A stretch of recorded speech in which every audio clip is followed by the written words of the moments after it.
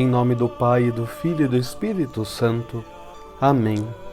O anjo do Senhor anunciou a Maria, e ela concebeu do Espírito Santo. Eis aqui a serva do Senhor. Faça-se em mim segundo a vossa palavra.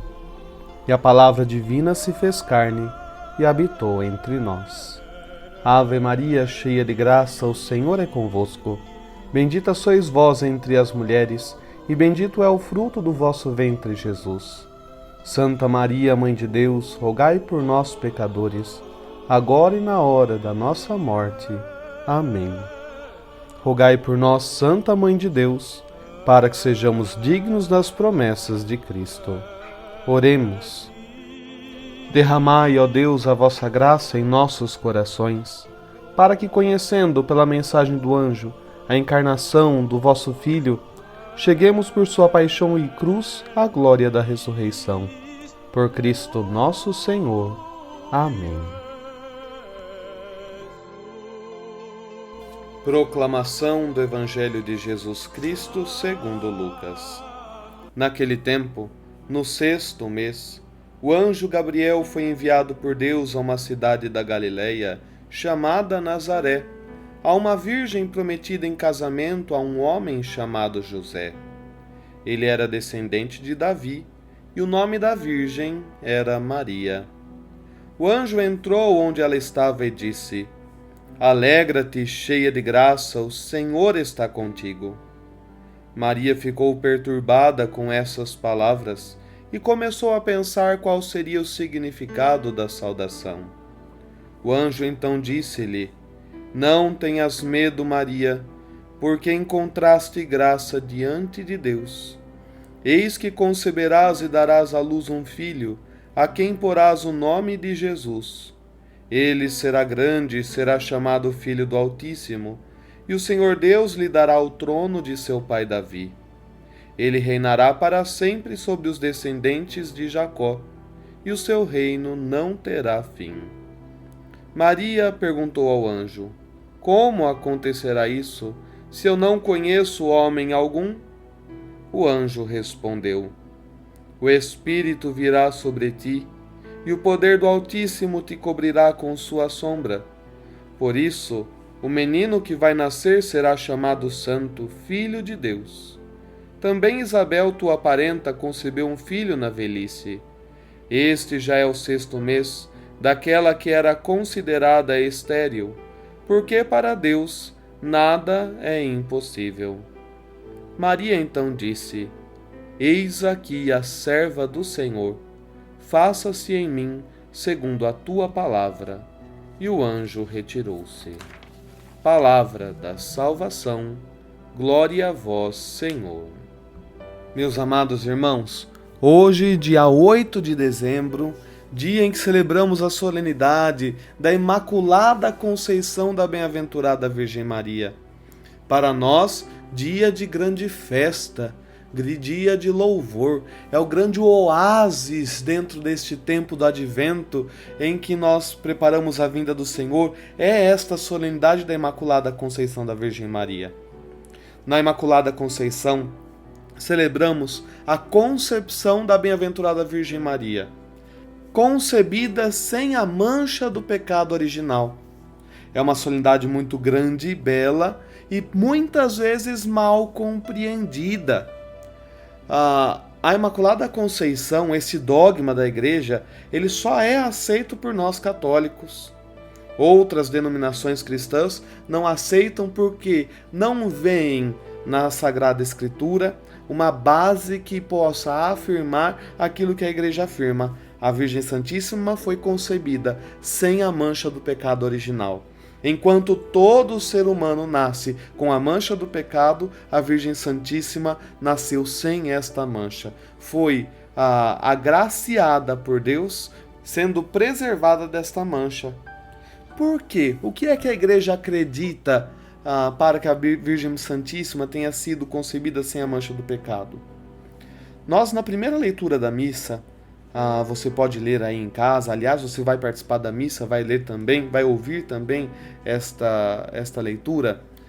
Nós ouvimos, na primeira leitura, a queda do primeiro homem e da primeira mulher, a queda de Adão e Eva, quando decidiram, por livre e espontânea vontade, desobedecer à vontade de Deus e fazerem a sua própria vontade. Pela desobediência de Adão e Eva, o pecado entrou no mundo, e a partir de então, todo ser vivente nasce com a mancha do pecado original. Jesus nos diz lá no Evangelho de João que quem comete pecado é escravo do pecado. Então significa que, a partir de Adão e Eva, não existam mais pessoas livres, porque todo aquele que nasce com a mancha do pecado é escravo do pecado.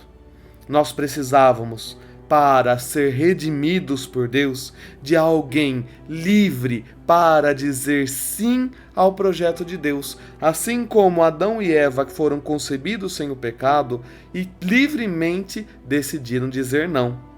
Então, se por um homem e uma mulher o pecado entrou no mundo, por um homem e uma mulher livres o pecado entrou no mundo, por um homem e uma mulher livres novamente, o pecado seria destruído. Este homem e esta mulher é Jesus e a Virgem Santíssima. Era preciso que ela fosse, sim, preservada do pecado original para que fosse livre e na liberdade verdadeira ela pudesse decidir por dizer sim ou não ao projeto de Deus.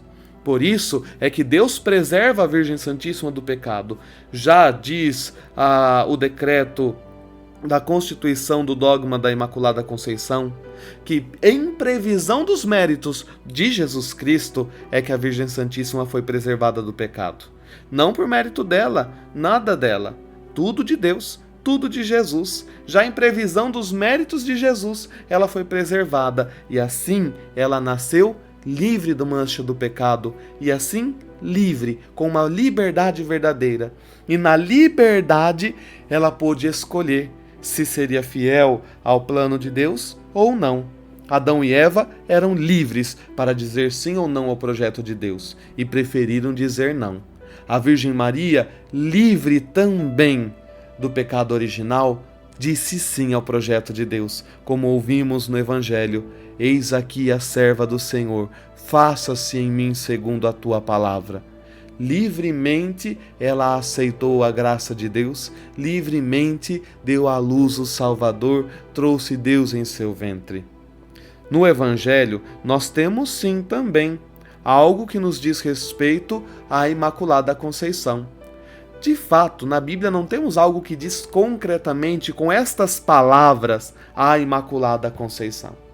Mas nós conseguimos compreender por pequenos detalhes na palavra de Deus que a Virgem Santíssima foi concebida imaculada. Lá no Evangelho nós ouvimos na saudação do anjo, ele que se apresenta diante da Virgem Maria e a saúda: Ave cheia de graça, o Senhor é contigo. Esta saudação, estranha para Maria, porque não era o costume da época se saudar ninguém assim, geralmente se saudava com o nome seguido de Shalom, ou aliás, Shalom antes, Shalom Maria seria a saudação usual, mas o anjo a chama de agraciada, plena da graça, salve, ave, agraciada. Esta frase é repleta de significado. Se nós tomarmos este termo, esta expressão direto do grego, nós vamos ter haire que haritomene. É uma expressão verbal fantástica vindo da construção da língua grega. O português não é capaz de traduzir de maneira correta o significado dessa expressão. Esta palavra que haritomene, que nós traduzimos por cheia de graça ou agraciada, em algumas traduções da Bíblia está afavorecida. São Jerônimo a traduziu como a cheia de graça, traduziu para o latim como gratia plena, plena da graça de Deus. Esta expressão ela é colocada no tempo verbal particípio perfeito. O que significa isso? Significa que no original essa expressão tem uma conotação de passado, que continua no presente e se perpetua no futuro. Coisa que nós não temos tradução no português. Significa que ela é plena da graça de Deus. No passado, continua no presente e continuará no futuro também. Quem é pleno da graça de Deus, se está cheio, repleto desta graça, não cabe o pecado, não cabe a mancha, não cabe ali a desordem. Se a Virgem Maria ela é a plena de graça no passado e continua no presente e no futuro, ali nós já temos algo que nos indica a Imaculada Conceição. No passado ela já foi plena da graça de Deus, ou seja, nela não coube o pecado. No presente ela continua plena da graça de Deus e, sendo livre, continuou dizendo sim à graça de Deus e permaneceu plena da sua graça. Aqui nós temos um pequeno toque do Evangelho que nos faz compreender a graça de Deus que atuou na Virgem Maria, fazendo-a imaculada e mantendo-a fiel à graça de Deus. Meus amados irmãos, o que essa solenidade diz a cada um de nós? Primeiramente, ela nos faz exultar de alegria. Alegria porque, pelo sim da Virgem Maria, o Salvador da humanidade veio ao mundo. Pelo sim da Virgem Maria, em sua perfeita liberdade, Deus se faz presente no mundo para libertar e salvar todo o gênero humano. Então, grande é a nossa alegria, grande deve ser o júbilo pelo sim da Virgem Maria, que, sendo imaculada, respondeu perfeitamente ao projeto de Deus.